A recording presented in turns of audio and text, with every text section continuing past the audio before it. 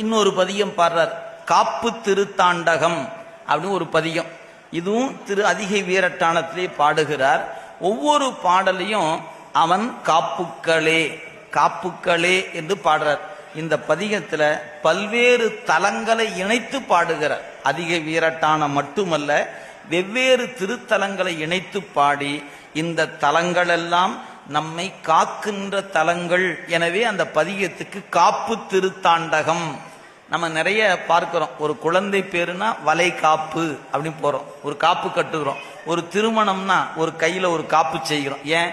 ஒரு செயலை எடுத்து கொள்பவர்கள் அந்த செயல் முடிகிற வரையில் வேறு செயல் ஈடுபடக்கூடாது என்பதற்காக காப்பணிவித்தல் என்கிற சடங்கு நமக்கு இன்னைக்கு இருப்பதை பார்க்கிறோம். அது மாதிரி இந்த பெருமானுடைய அருள் தீர்த்தங்களாக, நதிகளாக, கோயில்களாக இருந்து நம்மை காத்து வருவதனால, அந்த கருணையை சொல்வதனால அந்த பதிகத்துக்கு காப்பு திருத்தாண்டகம் என்று பெயர்.